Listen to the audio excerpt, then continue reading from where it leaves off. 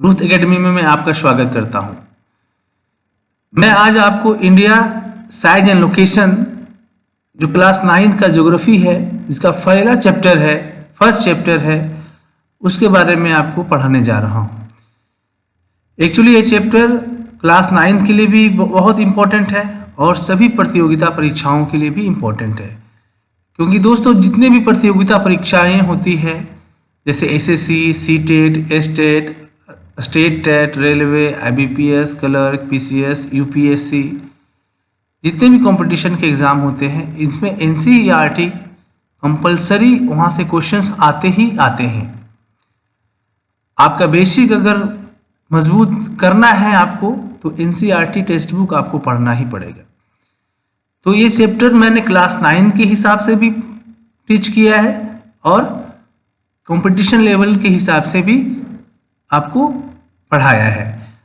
इस चैप्टर के अंदर हम क्लास 9 की फुल कंटेंट को रखते हैं और इसके अलावा जितने भी तरह के इम्पोर्टेंट क्वेश्चंस बनते हैं इसमें मैंने डाला है, जिसको आपको बहुत सारी चीज़ें जो है आपको सीखने को मिलेगी।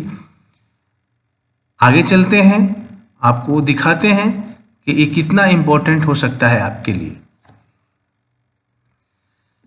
सबसे पहले क्लास 9 का जो चैप्टर है साइज एंड लोकेशन, इंडिया का जो लोकेशन है वो पूरे विश्व के अनुसार कहाँ पर है, वर्ल्ड मैप में कहाँ पर है, इसको समझने के लिए कुछ आपको बेसिक रिविजन्स करने होंगे। ये बेसिक है जो क्लास 6 में भी मिल जाते हैं, क्लास 5 में भी मिल जाते हैं। अगर आप इसके बारे में अगर नहीं जानते हैं तो इंडिया का लोकेशंस के बारे में आप सही से याद नहीं रख पाएंगे और आपको हमेशा कन्फ्यूजन होगी। जैसे कुछ बेसिक ज्योग्राफी है, ये पिक्चर में मैंने आपको ये दिखाया है कि लैटिट्यूड और लॉन्गिट्यूड। ये जो वीडियो बनाया है इंग्लिश मीडियम के बच्चे भी पढ़ सकते हैं और हिंदी मीडियम के भी बच्चे पढ़ सकते हैं। यहाँ तक मैंने कुछ जो टर्म्स हैं उसको इंग्लिश में लिखकर इंग्लिश मीडियम के बच्चों को समझाने लायक मैंने बनाया है। मैं हिंदी में ही एक्सप्लेन करूँगा। तो सबसे पहले आपको बेसिक रिवीजन में लैटिट्यूड और लॉन्गिट्यूड के बारे में जानना होगा। लैटिट्यूड क्या है और लॉन्गिट्यूड क्या है। तो ये दोनों चीज़ें जो है दोस्तों ये काल्पनिक रेखाएं हैं, ये ग्लोब पर खींची गई रेखाएं हैं। किसी भी जगह का सही लोकेशंस को आप पता लगाने के लिए ये ग्रिड पद्धति है। आप ऐसे भी अगर कोई तरह का पिक्चर आप ड्रॉ करते हैं तो आप ग्रिड पद्धति का उपयोग करते हैं। तो लैटिट्यूड और लॉन्गिट्यूड जो है वो ग्रिड पद्धति के अनुसार एक काल्पनिक रेखाएं हैं जो ग्लोब पर दर्शाया जाता है। तो लैटिट्यूड किसे कहते हैं, इसको हिंदी में हम अक्षांश रेखा भी कहते हैं और लॉन्गिट्यूड को देशांतर रेखा भी कहते हैं। तो सबसे पहले हम लैटिट्यूड के बारे में जानेंगे। तो लैटिट्यूड एक काल्पनिक रेखाएं हैं, ये अक्षांश रेखाएं हैं, ये परस्पर आपस में समानांतर होती है। आप देख रहे हैं पिक्चर नंबर 1 में जो साइड में है, इसमें समानांतर रेखाएं होती है। तो इसमें कई लैटिट्यूड होते हैं। ये इतना मैंने ड्रॉ किया है वो इतना ही लैटिट्यूड नहीं है। तो मैं आपको बारीकी से बताऊंगा कि लैटिट्यूड कितने होते हैं। ठीक है, तो सबसे पहले लैटिट्यूड के बारे में हम और डीपली यहाँ पर लिखा हुआ भी है, आप देख सकते हैं कि उत्तरी और दक्षिणी ध्रुव। तो उत्तरी और दक्षिणी का मतलब हुआ नॉर्थ एंड साउथ। तो नॉर्थ साइड कौन सा है, आप साइड में देखिए, मैंने एक छोटा सा फिगर भी ड्रॉ किया है। नॉर्थ साइड ऊपर और साउथ नीचे। तो उत्तरी दक्षिणी ध्रुव, उत्तरी ध्रुव और दक्षिणी ध्रुव कहाँ है, तो सबसे टॉप पर आप देखिए 90 डिग्री एन लिखा हुआ है और 90 डिग्री एस लिखा हुआ है। एन इंडिकेट करता है नॉर्थ पोल को और एस इंडिकेट करता है साउथ पोल को। तो उत्तरी यानी नॉर्थ पोल एंड दक्षिणी ध्रुव यानी साउथ पोल का अक्षांश क्रमशः 90 डिग्री उत्तर तथा 90 डिग्री दक्षिण होता है। इसका मतलब क्या होता है, इसका मतलब को समझने के लिए सबसे पहले आपको एक बीच की रेखा समझना होगा। जो बीच की रेखा है वो 0 डिग्री आप देख रहे होंगे, जो समानांतर है 0 डिग्री, उसे हम इक्वेटर बोलते हैं। क्या बोलते हैं हम इंग्लिश में उसको, क्या बोलते हैं? इक्वेटर। और हिंदी में क्या बोलते हैं उसे? विषुवत वृत्त। जो जिसका मान शून्य होता है, इसका मान क्या होता है? 0 होता है। ये बीच के जो लाइन सीधी खींची हुई है वो 0 डिग्री वैल्यू वाली लाइन को हम इक्वेटर बोलते हैं या विषुवत वृत्त बोलते हैं, जिसका वैल्यू जो होता है वो शून्य होता है। तो पहला जो पॉइंट है इसके हिसाब से ही है कि उत्तरी और दक्षिणी ध्रुव का अक्षांश क्रमशः 90 डिग्री उत्तर और 90 डिग्री दक्षिण होता है। यानी 0 से ऊपर अक्षांश जो है 90 डिग्री तक होता है और 0 से नीचे जो है अक्षांश वो 90 डिग्री दक्षिण तक होता है। यानी 0, 1, 2, 3 ऐसे से 90 डिग्री तक अक्षांश रेखाएं खींची जाती है। और साउथ में भी यानी दक्षिण में भी 0, 1, 2, 3, 4 से लेकर 90 तक अक्षांश रेखाएं खींची जाती है। दूसरा पॉइंट है विषुवत वृत्त का अक्षांश जो है वो शून्य होता है। इक्वेटर की वैल्यू हमेशा आप याद रखिएगा, इसका वैल्यू जो होता है वो शून्य होता है। अक्षांश रेखाएं काल्पनिक है, यानी वास्तविक अर्थ में ऐसी कोई रेखाएं होती ही नहीं है। ये सिर्फ स्टडी पर्पस से ये एक लाइन खींची गई है। ये लाइन खींचने का एक पर्पस है जिसको आपको मैं आगे बताता हूं। तो इसकी कुछ और बेसिक जानकारियां हैं, इंफॉर्मेशन है। आप देखिए 0 डिग्री के अंतराल पर खींचे जाने वाले किन्हीं दो क्रमागत अक्षांश रेखाओं के बीच की लंबाई 111 किलोमीटर होती है। यानी 1 डिग्री इसका जो मापनी लिया गया है, स्केल लिया गया है, वो क्या है कि 1 डिग्री से दूसरे डिग्री की बीच की दूरी जो है वो 111 किलोमीटर तक की होती है। ठीक है। अक्षांश रेखाएं परस्पर समानांतर होती है। ध्रुवों की ओर बढ़ने पर भूमध्य रेखा यानी विषुवत वृत्त को एक और नाम से भी हम बुलाते हैं। विषुवत वृत्त को एक और नाम से भी बुलाते हैं जिसका नाम है भूमध्य रेखा। भूमध्य का मतलब जो मध्य में हो भूमि के, भूमि यानी जो पृथ्वी के मध्य की रेखा जो है, तो पृथ्वी की मध्य की रेखा, आप बीच की रेखा आप देख सकते हैं 0 डिग्री अक्षांश। तो ध्रुवों की ओर यानी भूमध्य रेखा से ध्रुव की ओर अगर हम जाएंगे, चाहे नॉर्थ तरफ जाएं या साउथ तरफ जाएं, उत्तरी ध्रुव की तरफ जाएं या दक्षिणी ध्रुव की तरफ जाएं, तो उसका अक्षांश का मान बढ़ता है। जैसे आप देख भी रहे हैं 0 से 15, फिर 30, फिर 45, फिर 60, फिर 90। उसी तरह से साउथ में भी 15, 30, 45, 90 अकॉर्डिंगली 90 तक जाता है। ध्रुवों का अक्षांश का मान 90 डिग्री होता है, जो मैंने फिगर में भी दिखाया है। तो आशा कर रहा हूं कि आपको समझ में आ रहा होगा। अगर किसी भी तरह से प्रॉब्लम है तो आप कमेंट बॉक्स में जरूर कमेंट करेंगे। तो मैं आगे चलता हूं। किसी स्थान का अक्षांश धरातल पर उस स्थान की उत्तरी और दक्षिणी स्थिति को बताता है। ये जो है लैटिट्यूड या अक्षांश का डिफिनेशन भी आप कह सकते हैं, एक परिभाषा भी है कि अक्षांश रेखाएं किसे कहते हैं। तो अक्षांश रेखाएं जो है किसी भी स्थान का अक्षांश जो है वो धरातल पर उस स्थान के उत्तरी और दक्षिणी स्थिति को बताता है। जैसे इक्वेटर है 0 डिग्री है, तो इक्वेटर के बिहाफ पर ही हम बोल सकते हैं कि ऊपर जो है उत्तरी ध्रुव है और नीचे जो है दक्षिणी ध्रुव है।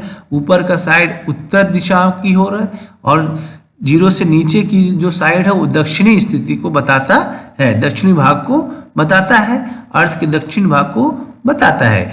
आगे चलते हैं। अक्षांश का काम क्या है? तो अक्षांश क्यों खींचा गया है? अक्षांश का मतलब क्या होता है कि इसके बिहाफ पर जो है दोस्तों वो दिन रात की अवधि में अंतर आता है। जैसे जैसे सूर्य की किरणें जो है वो आप पढ़े होंगे कि इक्वेटर पर पड़ता है तो वहां पर समर स्कोलास्टिक होते हैं, धीरे धीरे वो तिरछी होती जाती है, ऊपर की ओर जाती है। ध्रुव सूर्य की किरणें सभी जगह इक्वल नहीं होते हैं, जहां पर ज्यादा पड़ती है वहां गर्मी होती है, जहां पर तिरछी पड़ती है वहां पर। इसीलिए अक्षांश रेखाएं जो है एक्चुअली पृथ्वी के जो ताप कटिबंध को भी बताते हैं कि एक अक्षांश दूसरे अक्षांश, जो इंपॉर्टेंट लैटिट्यूड आप पढ़ेंगे तब आपको समझ में आएगा। कुछ इंपॉर्टेंट लैटिट्यूड होते हैं जिसके बिहाफ पर मौसम परिवर्तन को दिखाया जाता है, किसी भी एरिया को वहीं पर खींचे गए हैं जहां से बिल्कुल मौसम फिर चेंज हो जाता है। तो इंपॉर्टेंट लैटिट्यूड नीचे है, तो मैं आपको बताऊंगा। दूसरी चीज है लॉन्गिट्यूड।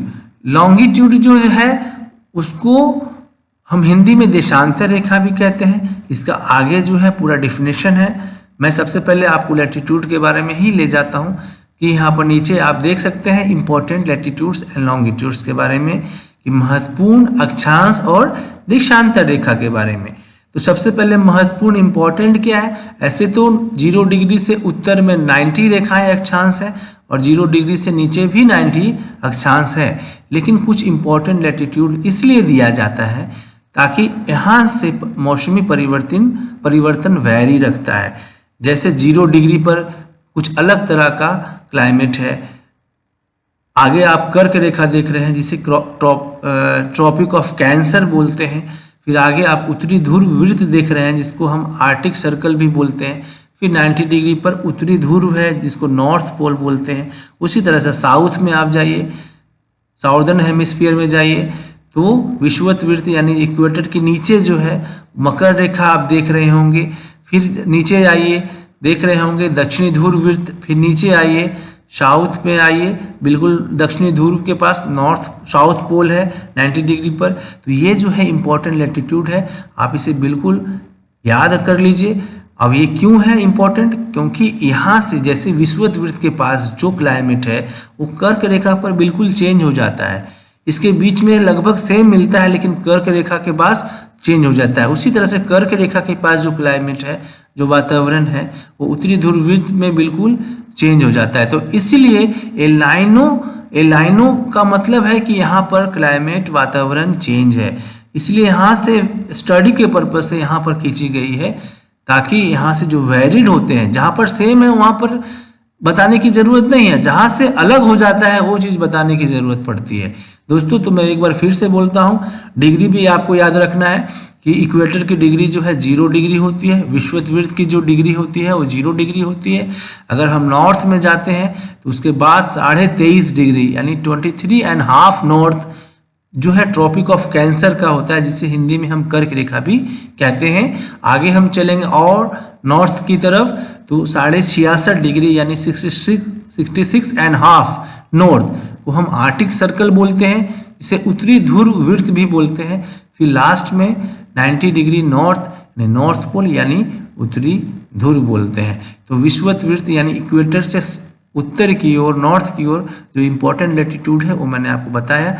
फिर हम चलते हैं इक्वेटर से साउथ की ओर यानी साउदर्न हेमिस्फीयर में विषुवत वृत्त के नीचे जो है 23.5 जो है 23.5 डिग्री जो है वो मकर रेखा जिसको कहते हैं, इंग्लिश में इसको ट्रॉपिक ऑफ कैप्रिकॉर्न कहते हैं। नीचे जो है और साउथ में जाइए तो 66.5 डिग्री साउथ जो है वो दक्षिणी ध्रुव वृत्त है जहाँ पर अंटार्कटिक सर्कल बोलते हैं। और सबसे बॉटम में दक्षिणी ध्रुव आता है जिसकी डिग्री जो है वो 90 डिग्री साउथ होती है। तो ये इंपॉर्टेंट लैटिट्यूड्स है। लॉन्गिट्यूड्स इंपॉर्टेंट क्या है? तो आप सीधी एक रेखा देख लीजिए कि सीधा नॉर्थ पोल से साउथ पोल की ओर खींची हुई है, जिसको हम प्रधान देशांतर रेखा भी कहते हैं, प्राइम मेरिडियन कहते हैं, 0 डिग्री प्राइम मेरिडियन। ठीक है, इसे ग्रीनविच रेखा भी कहते हैं, इसको GMT रेखा भी कहते हैं। एक इसको ऐसा क्यों कहते हैं तो आप इसके अगले पेज में इसकी विस्तृत जानकारी दी हुई है, मैं आपको समझाता हूं। आगे चलते हैं। देशांतर रेखा के बारे में आप उस फिगर को याद रखिए दोस्तों, इस फिगर के जरिए यहाँ पर आपको बताया जाएगा। तो उत्तरी ध्रुव और दक्षिणी ध्रुव को मिलाने वाली रेखा को हम देशांतर रेखा कहते हैं। ये टोटल देशांतर रेखा जो है वो 360 होते हैं, यानी 0 से अगर हम पूर्व की ओर जाते हैं तो 180 देशांतर रेखा मिलती है, और 0 से अगर हम पश्चिम की ओर जाते हैं, वेस्ट की ओर जाते हैं, तो भी 180 देशांतर रेखा हमें मिलती है। तो 360 रेखाओं को देशांतर रेखा कहते हैं। ठीक है, उसको मेरिडियन भी कहते हैं, और 0 डिग्री वाले को प्राइम मेरिडियन भी कहते हैं। तो आप प्राइम मेरिडियन पर ध्यान दीजिएगा कि सिर्फ 0 डिग्री वाले को ही प्राइम मेरिडियन कहेंगे, बाकी को मेरिडियन कहेंगे।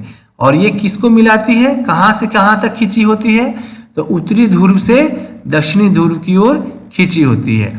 भारत के बीच, धरती के बीचों बीच 0 डिग्री पर खींची गई रेखा को प्राइम मेरिडियन भी कहते हैं। हिंदी में इसको मध्याह्न रेखा भी कहते हैं और इसे ग्रीनविच रेखा भी कहते हैं। इंपॉर्टेंट है आपके लिए, कंपटीशन के लिए भी इंपॉर्टेंट है, 9th क्लास के सिलेबस के लिए भी इंपॉर्टेंट है। ठीक है, इसे आप याद रखिएगा।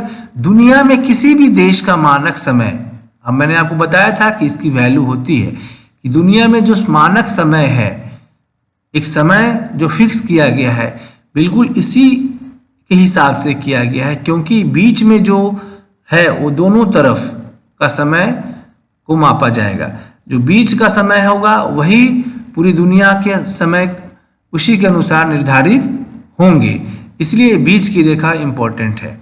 ठीक है, क्योंकि आप भी सोच सकते हैं कि बीच का नहीं लेते तो अगर साइड में लेते तो समय जो हमारे पास आज जो बज रहा है उसमें बड़ा कन्फ्यूजन हो जाता। ठीक है, तो इसलिए बीच का लिया गया कि ना तेरा और ना मेरा, बीच में जो रेखा है उसके हिसाब से पूरी दुनिया में का समय निर्धारण होगा। ठीक है, ये ग्लोब पर उत्तर से दक्षिण की ओर खींची जाती है, जो एक काल्पनिक रेखाएं है। मैंने भी आपको बताया कि अक्षांश यानी लैटिट्यूड और देशांतर यानी लॉन्गिट्यूड, ये दोनों जो है काल्पनिक है, सिर्फ स्टडी पर्पज से बनाया गया है। तो देशांतर रेखा आपको पता है दोस्तों कि अरुणाचल प्रदेश जो पूरा पूर्व में है, ठीक है, और गुजरात जो पूरा पश्चिम में है, इन दोनों में सूर्योदय होने में 2 घंटे का समय लगता है। यानी अगर अरुणाचल प्रदेश में 5 बजे सूर्य दिखाई देने लगता है तो गुजरात में 7 बजे दिखाई देगा। इसकी वजह क्या है कि सूर्य की रोशनी को देर से पहुंचने का वजह है। ये देर से क्यों पहुंचता है, क्योंकि एक देशांतर का अंतर होने पर, यानी सूर्य की रोशनी जब ट्रेवल करती है तो एक देशांतर को पार करने में उसे 4 मिनट लगते हैं। कितने मिनट लगते हैं? 4 मिनट लगते हैं। तो इसी वजह से, दूसरा वजह ये भी है कि पृथ्वी 4 मिनट क्यों लगते हैं, तो पृथ्वी जो है पश्चिम से पूरब की ओर घूमती है। एक क्वेश्चन भी बनता है कि पृथ्वी की घूर्णन की दिशा बताइए, तो पश्चिम से पूर्व की ओर घूमती है। और एक देशांतर को से दूसरे देशांतर में ट्रैवल करने में कितना समय लगता है? सूर्य की किरणें को 4 मिनट लगते हैं। तो यहाँ पर आपको याद रखना है, इसीलिए गुजरात और अरुणाचल प्रदेश में जो है, आप अगर देशांतर रेखा को काउंट कीजिएगा तो उसमें 2 घंटे का अंतर दिखाई दे देगा। इसकी वजह यही है। तो ये बहुत इंपॉर्टेंट है। यहाँ पर क्वेश्चन भी 9 क्लास में आता है कि गुजरात और अरुणाचल प्रदेश के सूर्योदय में 2 घंटे का अंतर किस वजह से लगता है, तो देशांतर रेखा की वजह से लगता है, क्योंकि एक देशांतर रेखा दूसरे देशांतर रेखा के अंतर में 4 मिनट का अंतर होता है। वो 4 मिनट सूर्य की किरणों को ट्रेवल होने में समय लगता है। ठीक है, तो ये आप याद रखेंगे। आगे चलते हैं। देशांतर रेखा का सबसे महत्वपूर्ण काम यह है कि ये जीएमटी और ग्रीनविच मीन टाइम के आधार पर किसी भी क्षेत्र का समय निकालने का काम आता है। जीएमटी को वर्ल्ड टाइम भी कहा जाता है, यानी यहाँ पर जो बजेगी वो पूरी दुनिया में वही समय निर्धारित किया जाएगा, ताकि पूरी दुनिया में एक समान समय हो। ठीक है, आगे चलते हैं। अब रिवीजन में हम धीरे धीरे 9 के सिलेबस में आ रहे हैं। अब हम आपको यहाँ पर ये सिखाएंगे कि गोलार्ध, क्योंकि भारत की स्थिति अगर दुनिया के मैप पे बताना है तो आप कैसे बताएंगे, तो ये गोलार्ध आपको समझना पड़ेगा। गोलार्ध जिसको हेमिस्फीयर बोलते हैं, गोलार्ध, गोला का आधा, हेमिस्फीयर, हेमी मतलब आधा, स्फीयर, स्फीयर का आधा। तो गोलार्ध जो होता है वो मानचित्र के 2 हिस्से होते हैं, चाहे आप जैसे भी लिख लीजिए, लेकिन सबसे ज्यादा इंपॉर्टेंट जो है विषुवत वृत्त वाला है कि भूमध्य रेखा वाला है, कि भूमध्य रेखा द्वारा उत्तरी और दक्षिणी गोलार्ध में बराबर विभाजित किए जाते हैं। ये भूमध्य रेखा खींचने का पर्पस क्या है? पृथ्वी को और नजदीक से स्टडी करना, चीजों को और नजदीक से स्टडी करना, बारीकियों को देखना, क्योंकि मौसम परिवर्तन जो है, वातावरण क्लाइमेट जो परिवर्तन है बिल्कुल अलग है, क्योंकि उत्तरी गोलार्ध में महाद्वीप ज़्यादा हैं और दक्षिणी गोलार्ध में महासागर ज़्यादा है। इसलिए निश्चित है कि दोनों के क्लाइमेट में बहुत ज़्यादा अंतर होते हैं। इसीलिए पहले आप इसको समझिए। उत्तरी गोलार्ध, आप यहाँ पिक्चर देख सकते हैं कि इक्वेटर जो है ई से डिनोट किया हुआ है, उसके ऊपर यानी नॉर्थ साइड में उत्तरी गोलार्ध लिखा हुआ है, जिसको नॉर्दर्न हेमिस्फीयर बोलते हैं। ये जो है इक्वेटर के उत्तर का जो हिस्सा है इसलिए उत्तरी गोलार्ध है, और इक्वेटर का जो दक्षिण का हिस्सा है इसलिए दक्षिणी गोलार्ध है। तो इसको इंग्लिश में भी आप बोल सकते हैं नॉर्दर्न हेमिस्फीयर, जो नॉर्थ साइड है इक्वेटर का यानी भूमध्य रेखा का, और जो साउथ साइड है भूमध्य रेखा का वो दक्षिणी गोलार्ध। इक्वेटर इन दोनों को बराबर बराबर भागों में बांटा है। उसी तरह से अगर प्राइम मेरिडियन के हिसाब से चलिएगा तो ईस्टर्न हेमिस्फीयर और वेस्टर्न हेमिस्फीयर, यानी ईस्टर्न मतलब पूर्वी गोलार्ध और वेस्टर्न मतलब पश्चिमी गोलार्ध। यहाँ पर ये ज़्यादा मौसम परिवर्तन की चीज़ें ज़्यादा नहीं मिलती है और यहाँ पर ज़्यादा वैरिड नहीं करती, इसलिए ज़्यादा प्रचलित नहीं है, लेकिन फिर भी इम्पोर्टेंट है, आप इसको याद रखिए। ठीक है, भारत जो है वो कहाँ है? अब आप वर्ल्ड का मैप देखिए, जो नीचे मैंने खुद से ड्रॉ किया है कि एक पूरे वर्ल्ड का मैप जो है उसको हम इक्वेटर और प्राइम मेरिडियन में पहले बांटा है। पहले स्टडी कीजिए। उत्तरी और पूर्वी गोलार्ध लिखा है मैंने, इक्वेटर भी लिखा है, यहाँ पर मैंने डिग्रियां भी दी हैं, और इस तरह से आप नॉर्थ तरफ जाइए तो इधर जाइए, आप पश्चिम तरफ जाइए तो हर एक भाग का मैंने वहाँ पर नाम इंडिकेट किया है। ठीक है, तो इंडिया का छोटा सा मैप देखिए। तो यहाँ पर आप पहले एक बार देख लीजिए कि इंडिया को कैसे लोकेशन दिया हुआ है, इंडिया को कैसे लोकेट हम करेंगे। तो ये जो छोटे छोटे डिग्रियां जो लिखी है वो मैंने, वो भारत का अक्षांशीय और देशांतरीय विस्तार है, जो इंडिया का लैटिट्यूड एंड लॉन्गिट्यूड को दर्शाता है कि इंडिया किस लैटिट्यूड्स में आते हैं और किस लॉन्गिट्यूड में इंडिया आता है। ठीक है, तो आप देख सकते हैं कि 0 डिग्री से ऊपर का भाग जो भारत का सबसे साउदर्न पार्ट है, कन्याकुमारी, वहाँ पर 0 से ठीक ऊपर 8 डिग्री 4 मिनट नॉर्थ, और ऊपर जाइए सबसे टॉप पर जम्मू कश्मीर में, तो वहाँ पर लिखा हुआ है कि 37 डिग्री 6 मिनट जो है 37 डिग्री 6 मिनट ऊपर। तो ये जो है नॉर्थ नॉर्थ लिखा हुआ है, इसीलिए इसको कह सकते हैं कि ये अक्षांश रेखा को दर्शाता है। ठीक है, कि भारत का अक्षांशीय विस्तार जो है वो क्या है, तो 8 डिग्री 4 मिनट नॉर्थ से लेकर 37 डिग्री 6 मिनट नॉर्थ तक है। और देशांतरीय विस्तार अक्षांशीय इसलिए कह रहा हूँ क्योंकि ये वर्टिकली खींचा हुआ है। ठीक है, और ये वर्टिकली दिखा रहा है, अक्षांश जो साइड में लिखा हुआ है डिग्री उसके हिसाब से। अब हॉरिजेंटली में आ जाइए आप, देशांतर रेखा कैसे खींची होती है आप गौर कीजिए। आपको मैंने बताया था अभी कि नॉर्थ से यानी उत्तर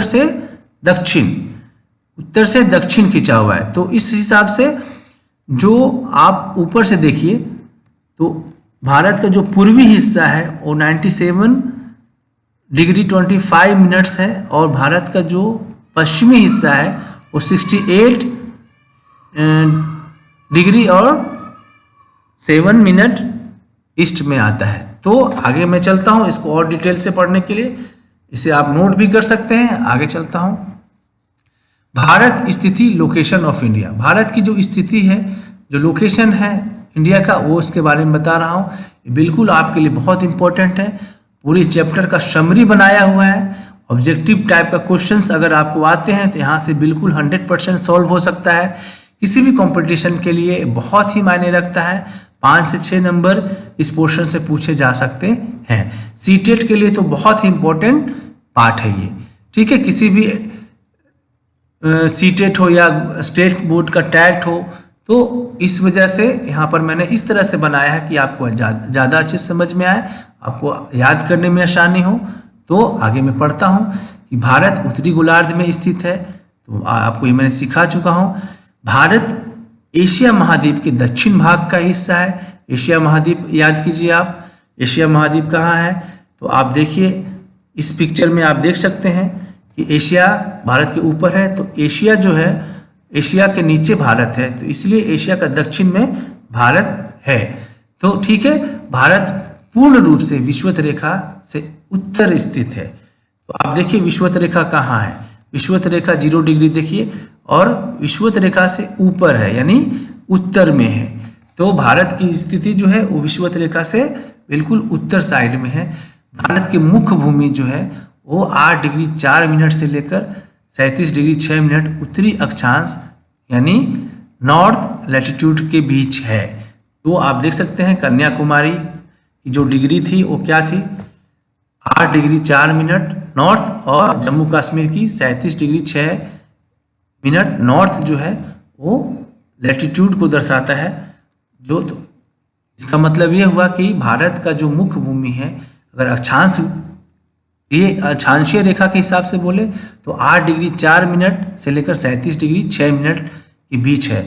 और भारत का देशांतरीय विस्तार अगर बोले तो आप फिर से देखिए कि जो आपका ईस्ट साइड है और जो वेस्ट साइड है वो देशांतरीय विस्तार है।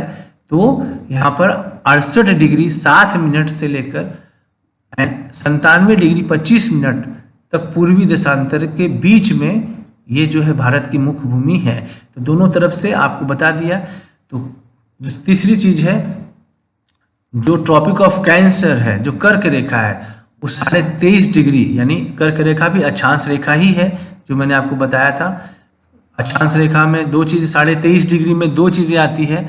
अगर नॉर्थ की तरफ जाए तो कर्क रेखा आती है, अगर साउथ की तरफ जाए तो मकर रेखा आती है। तो कर्क रेखा क्योंकि भारत उत्तरी गोलार्ध में है, इसीलिए कर्क रेखा जो है उत्तरी गोलार्ध में ही है। 23.5 डिग्री उत्तरी अक्षांश लिखा हुआ भी है। तो कर्क रेखा जो है वो 23.5 डिग्री उत्तरी अक्षांश भारत को दो भागों में बिल्कुल बांटती है, या कहिए दो भागों में विभाजित करती है, ठीक बीच से गुजरती है। तो भारत को उत्तरी और दक्षिणी भागों में बांटती है। ठीक है, कर्क रेखा ठीक बीच से गुजरती है। आगे इसका पिक्चर भी मैं आपको दिखाऊंगा, भारत का मैप दिखाऊंगा, आपको ज़्यादा समझ में आएंगी। भारत के अक्षांशीय और देशांतरीय विस्तार का अंतर 30 डिग्री है। अगर आप ये दोनों अक्षांश रेखा के बीच आप देखिए, दोनों को माइनस कीजिएगा तो 30 डिग्री आंसर आएगा। देशांतरीय विस्तार यानी लॉन्गिट्यूडियल रेंज को भी आप अगर माइनस करते हैं तो आपका 30 डिग्री इसकी वैल्यू निकल कर आएगी। तो अक्षांशीय और देशांतरीय विस्तार में 30 डिग्री का अंतर आता है। बहुत इंपॉर्टेंट क्वेश्चन है ये। अक्षांश रेखा जो भारत के जम्मू कश्मीर और कन्याकुमारी के बीच की जो अक्षांशीय जो डिग्रियां हैं उसको आप माइनस कीजिएगा तो 30 डिग्री आएगा। मेरा कहने का मतलब ये था। आगे चलते हैं। लक्षद्वीप अरब सागर में दो यहाँ पर द्वीप हैं, भारत के खुद के द्वीप। तो अरब सागर और एक तरफ बंगाल की खाड़ी। तो भारत के जो, अब मैं आपको ये स्थिति बता देता हूँ, भारत के जो पूर्व साइड है, ईस्टर्न साइड है, वो बंगाल की खाड़ी है, और वेस्टर्न साइड है वो अरब सागर है, और साउदर्न साइड है इंडियन ओशियन है यानी हिंद महासागर है। तो आप इसको याद रखिएगा कि लक्षद्वीप जो है वो किस सागर में है, तो अरब सागर में है। अंडमान निकोबार द्वीप समूह कहाँ है, तो बंगाल की खाड़ी है। दूसरा क्वेश्चन यहाँ से ये भी आता है कि अंडमान निकोबार भारत के कौन से साइड में है, तो ईस्टर्न साइड में है। ठीक है, पूर्वी साइड में है। और लक्षद्वीप किस साइड में है, तो पश्चिमी साइड में है, अरब सागर में है। ठीक है, तो यहाँ से घुमाकर भी क्वेश्चन अगर दिया जाए तो आप इसको सोल्व कर सकते हैं। अब भारत के खुद मानक याम्योत्तर है। भारत के खुद जो है वो समय का एक मानक याम्योत्तर रेखा है जो ठीक भारत के बीच से गुजरती है, जिसको 42.5 डिग्री पूर्व देशांतर रेखा को हम भारत का मानक याम्योत्तर रेखा कहते हैं। ठीक है, आगे चलते हैं। भारत का दक्षिणतम बिंदु जो है, सबसे लास्ट भारत का जो भूमि की बिंदु है वो कन्याकुमारी है, अगर मुख्य भूमि की बात करें तो। नहीं तो फिर अंडमान निकोबार भी आ सकता है। अगर मुख्य भूमि की बात करें तो भारत का सबसे दक्षिण बिंदु जो है कन्याकुमारी, जो मुख्य भूमि है, के निकट बंगाल की खाड़ी, अरब सागर और हिंद महासागर का संगम है। यानी जो मुख्य बिंदु है वहां पर 3 सागर यानी 3 समुद्र मिलते हैं।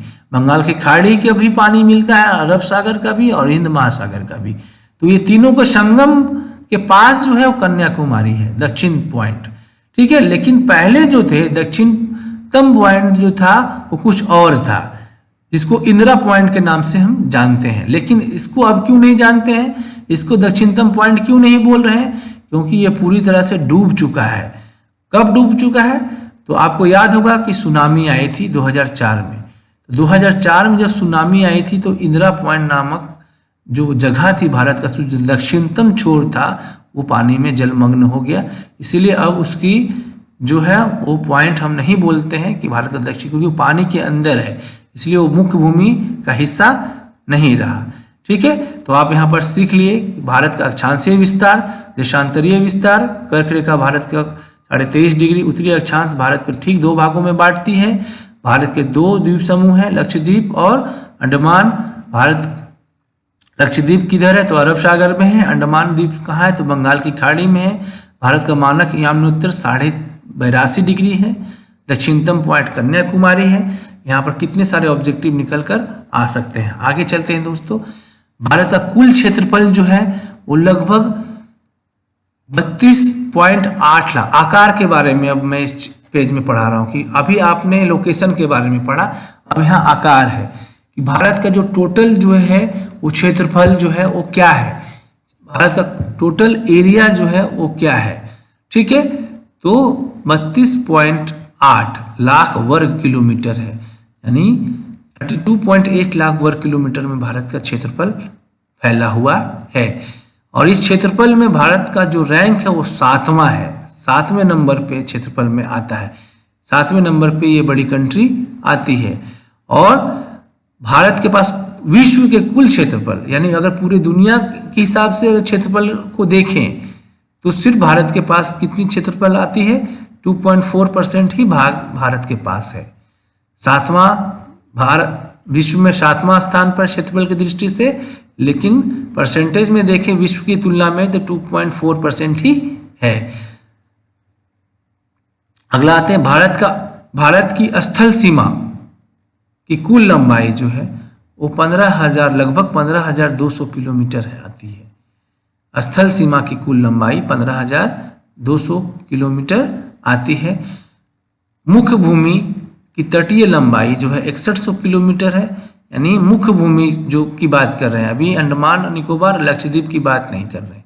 तो मुख्य भूमि की जो तटीय लंबाई है, समुद्री किनारा जो है वो 6100 किलोमीटर है। और द्वीप को अगर ले लिए, यानी अंडमान निकोबार द्वीप और लक्षद्वीप ले लिए, तो उसकी लंबाई बढ़ जाती है 7516.6 किलोमीटर आ जाती है। भारत का जो विस्तार है पूर्व से पश्चिम, यानी गुजरात से अरुणाचल प्रदेश की टोटल किलोमीटर जो है वो 2933 यानी 2933 किलोमीटर आती है। और जम्मू कश्मीर से लेकर कन्याकुमारी तक की जो कुल लंबाई है वो 3214 किलोमीटर है, यानी 3214 किलोमीटर आता है। तो ये आपकी लंबाई और भारत की चौड़ाई। ठीक है, 22 डिग्री जो है 22 डिग्री उत्तर अक्षांश के दक्षिण में भारत का पूर्व पश्चिम विस्तार घटता जाता है। आपने देखा होगा भारत का जो नक्शा है वो क्या होता है, नीचे जो है त्रिभुजाकार होते हैं और ऊपर की चौड़ाई, बीच की चौड़ाई काफी लंबी होती है, फिर ऊपर थोड़ा थोड़ा सिकुड़ता है। तो कहाँ से सिकुड़ता है? दक्षिण में। तो 22 डिग्री उत्तरी अक्षांश से दक्षिण भारत की ओर हम जाएंगे तो वहां से वो सिकुड़ना चालू होता है और त्रिभुजाकार आकृति का हो जाता है। 22 डिग्री उत्तरी अक्षांश से ये इफेक्ट देखने को मिलती है। भारत का जो पठारी प्रदेश है उसे प्रायद्वीपीय भारत भी कहते हैं, यानी प्रायद्वीपीय भारत किसे कहते हैं? तो जो पठार है भारत में कई ऐसे जो है भौगोलिक चीजें हैं, जैसे उत्तरी मैदान भी है, पहाड़ी भी है, पर्वत भी है, तटीय मैदान भी है, द्वीप समूह भी है, मरुस्थल भी है। तो आगे 9th में ये पढ़ना भी है। तो उसी तरह से पठारी भाग को प्रायद्वीपीय भारत कहते हैं। ठीक है। और भारत की जो सबसे बड़ी चौड़ाई जो होती है पूर्वी पश्चिम में आप देख सकते हैं, गुजरात से लेकर अरुणाचल प्रदेश जो है 22 डिग्री उत्तरी अक्षांश पर मिलता है। उसके बाद नीचे घटता जाता है। ठीक है। दक्षिणी भाग लगभग त्रिभुज के आकार यानी ट्रायंगुलर शेप में है। ठीक है। विषुवत से दूर अगर हम जाएंगे ऊंचाई पर जम्मू कश्मीर की तरफ तो तापमान बहुत कम नजर आता है। यानी जैसे जैसे विषुवत से हम उत्तर की ओर आगे बढ़ेंगे या दक्षिण की ओर आगे बढ़ेंगे तो तापमान में गिरावट होता है, क्योंकि विषुवत पर सबसे अधिक तापमान पाया जाता है, क्योंकि सूर्य की किरणें सालों भर वहां पर लगातार रोशनी और ताप देते रहती है, सबसे अधिक समय पर वहीं पर रहती है। तो इसलिए विषुवत से जैसे ही हम ऊपर जाएंगे सूर्य की किरणें तिरछी होती जाएगी। लेकिन यहाँ पर ऊंचाई के हिसाब से भी है कि जहाँ जैसे जैसे हम ऊंची जगह पर जाते हैं तापमान में कमी आती है। अब यहाँ पहले भी बताया था 82.5 डिग्री पूर्वी देशांतर रेखा को भारत का मानक यानी उत्तर माना जाता है। आगे चलते हैं। ये पड़ोसी देश है, नेबरिंग कंट्री है, बहुत ही इजी है, मैप में आपको दिखा सकता हूँ। सबसे पहले मैं पिछले पेज के बारे में बता देता हूँ। मैप के जरिए आप देख सकते हैं जम्मू कश्मीर से कन्याकुमारी की जो दूरी है 32 से 14 किलोमीटर है। फिर गुजरात से अरुणाचल प्रदेश की दूरी जो है वो 2933 किलोमीटर है। आप देख सकते हैं एक डॉटेड लाइन 82.5 डिग्री मानक याम्योत्तर, जिसको इंग्लिश में हम स्टैंडर्ड मेरिडियन ऑफ इंडिया भी कहते हैं। बंगाल की खाड़ी आप देख सकते हैं, बे ऑफ बंगाल जहां अंडमान निकोबार द्वीप समूह भी है। उसी तरह से लक्षद्वीप आप देख सकते हैं, अरब सागर भी आप देख सकते हैं। आप खोजिए, इसे इंडिकेट किया हुआ है बहुत अच्छे तरीके से। ठीक है। लक्षद्वीप कहाँ है तो अरब सागर में है। ठीक है। हिंद महासागर कहाँ है तो ठीक है दक्षिण पॉइंट के नीचे है। अब हम चलते हैं दोस्तों भारत के पड़ोसी देशों के बारे में। तो आप मैप से भी आप सीख सकते हैं कि भारत के मुख्य भूमि के अलावा पड़ोसी देश कहाँ है। तो नेपाल है जो उत्तर साइड में आप देख सकते हैं, भूटान है, चीन है, तिब्बत है। फिर आप पूर्व की तरफ देखिए बांग्लादेश है, म्यांमार है। आप पश्चिम तरफ देखिए तो अफगानिस्तान है, पाकिस्तान है। आप साउथ तरफ देखिए तो श्रीलंका है, मालदीव है।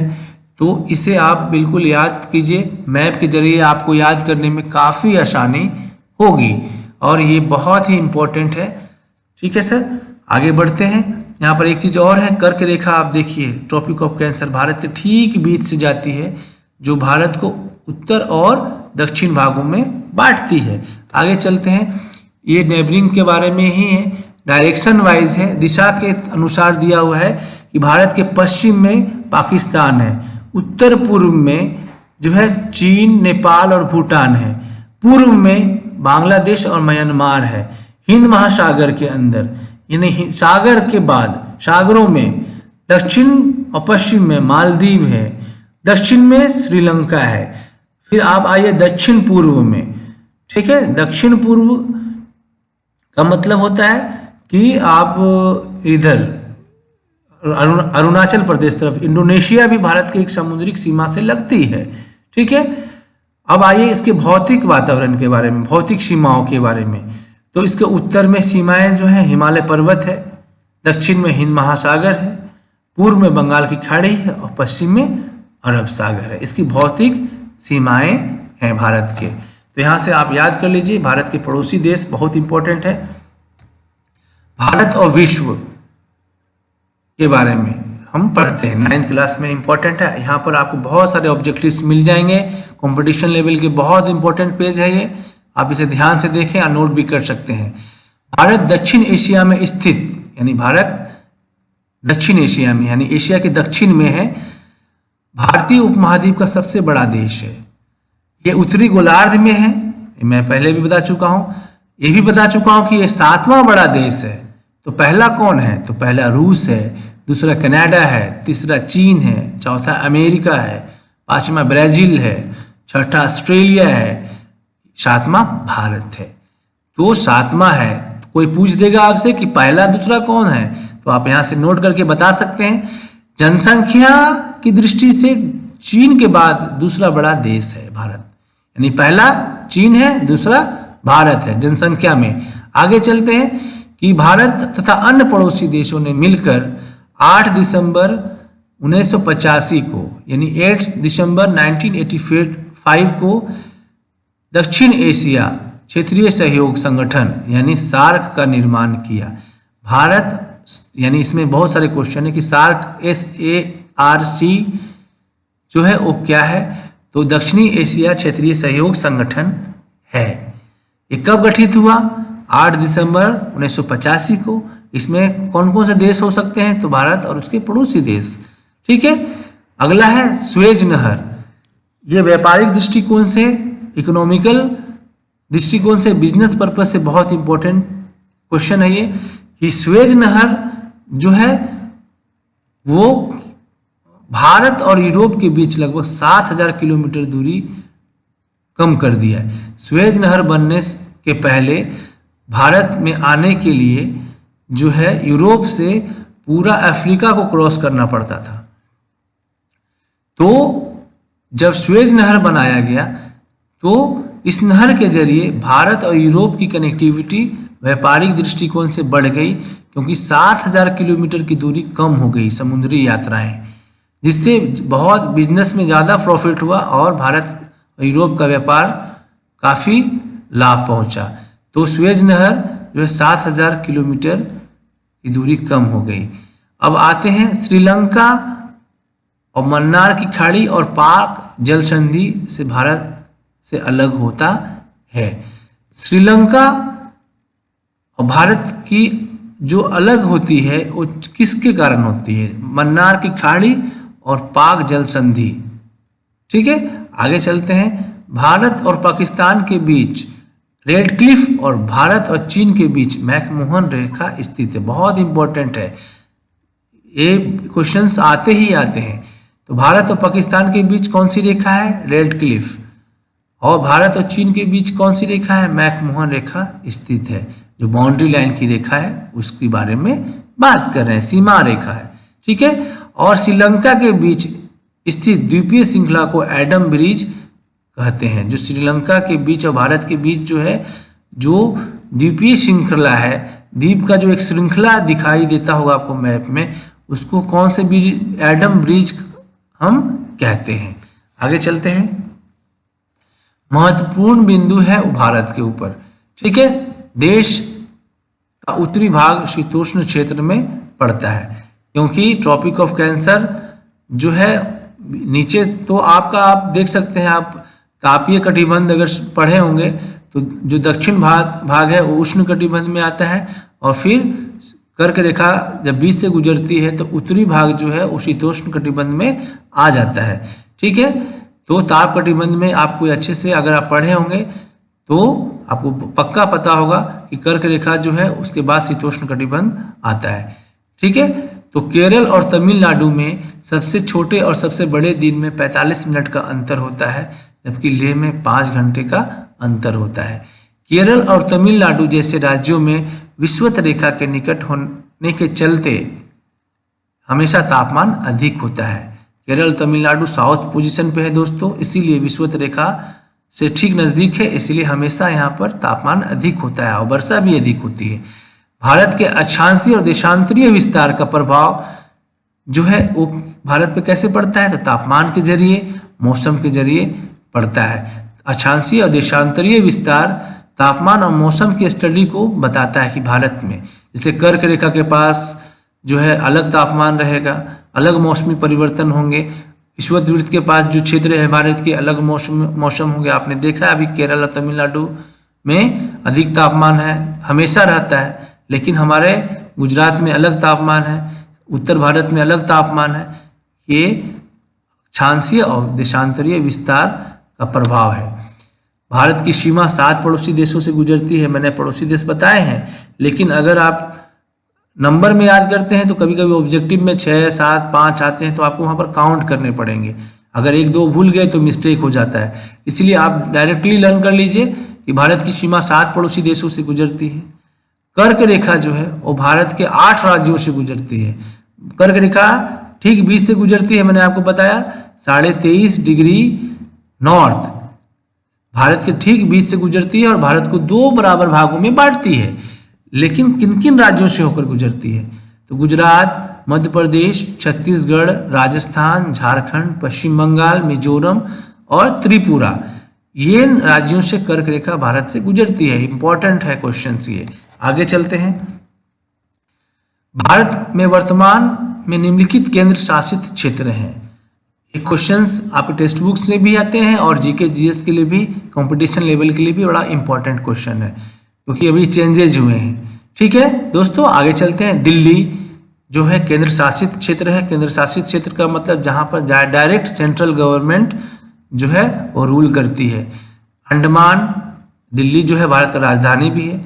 अंडमान एंड निकोबार द्वीप समूह, चंडीगढ़, दादर एंड नागर हवेली, दमन और दीव एक ही है। लक्षद्वीप, पांडिचेरी और अभी रिसेंट में ही आप देखें जम्मू एंड कश्मीर और लद्दाख।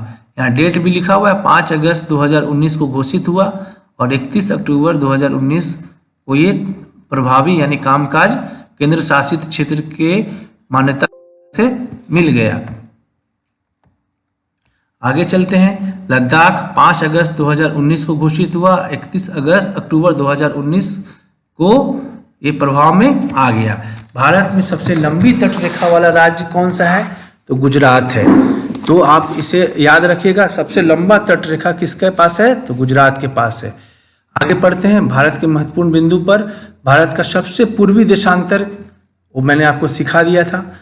भारत का सबसे पश्चिमी देशांतर आप पीछे देख सकते हैं। अंशों में भारत का मुख्य भूभाग दक्षिण अक्षांश जो है वो आपको मैंने दिखाया था 8 डिग्री 4 मिनट उत्तर। भारत का मुख्य भूभाग का दक्षिणी अक्षांश जो है 37 डिग्री 6 मिनट उत्तर। इसको पहले भी डिस्कस कर चुका हूं मैं, इसमें ज़्यादा समय नहीं दूंगा। आगे चलता हूं। अन्य बिंदु, एक रेशम मार्ग आता है आपके टेक्स्ट बुक में। रेशम मार्ग क्या है? Silk route. इस सिल्क रूट का मतलब सिल्क का व्यापार किया जाता था इस रूट से पुराने जमाने में। इसमें से जो एशिया, यूरोप और अफ्रीका 3 महादेश जुड़े हुए थे। लगभग ये चीन से होकर पश्चिम की ओर पहले मध्य एशिया में और फिर यूरोप में जाता था। कहाँ से? चीन से होकर पश्चिम की ओर, पहले मध्य एशिया में फिर यूरोप में ये सिल्क जाते थे एक रूट से, और जिससे निकलती थी एक शाखा भारत की ओर भी इस सिल्क रूट एक शाखा आती थी। यानी चीन का जो सिल्क है वो मध्य एशिया, यूरोप और भारत ये तीनों में जाती थी और भारत का भी जाता था। रेशम मार्ग जो है जमीनी हिस्सा, लगभग ये इतनी बड़ी मार्ग थी, लगभग 6500 किलोमीटर लंबा मार्ग था जिससे सिल्क का व्यापार किया जाता था। और इसका नाम चीन के रेशम के नाम पर पड़ा, क्योंकि चीन में सबसे ज़्यादा सिल्क होते थे। जिसका व्यापार इस मार्ग की मुख्य विशेषता थी। इस मार्ग के द्वारा व्यापार के अलावा ज्ञान, धर्म, संस्कृति, भाषाएं, विचारधाराएं, भिक्षु, तीर्थयात्री, सैनिक, घुमंतु जातियां और बीमारियां भी फैली। ये सिल्क रूट से सिर्फ सिल्क नहीं आते जाते थे, यहाँ पर ज्ञान और धर्म और संस्कृति भी एक जगह से दूसरी जगह गई। ठीक है, आप भी देख सकते हैं भारत में चाइनीज कितने तरह की चीज़ें मिलती हैं, या हमारे देश की सारी संस्कृतियां और भी देशों में मिलती हैं। तो ये मार्ग सिर्फ व्यापारिक मार्ग नहीं था, बल्कि संस्कृति का आदान प्रदान का भी मार्ग था। ठीक है दोस्तों, यहाँ पर ये 9th क्लास का कंप्लीट ट्यूटोरियल मैंने आपको दिया। ऑब्जेक्टिव टाइप क्वेश्चंस आपको दिए, आपको एक्स्ट्रा क्वेश्चंस दिए ताकि कंपटीशन में भी आप अच्छे स्कोर कर सके। आपको अगर अच्छा लगता है तो सब्सक्राइब करें, लाइक करें, शेयर करें एंड कमेंट करें। इस पीपीटी का PDF जो है वो मैं डिस्क्रिप्शन बॉक्स में डाल दूंगा, वहाँ से डाउनलोड कर सकते हैं, आप वहाँ से नोट कर सकते हैं। मैं इस 9th क्लास के क्वेश्चंस बैंक भी आपको कल अपलोड करके दूंगा। आने वाले दिनों में आप इस चैनल को सब्सक्राइब करके रखिए। मैं ढेर सारे कॉम्पिटिटिव लेवल का एग्ज़ाम की तैयारी आप इस चैनल के द्वारा करवाऊंगा। Thank you very much.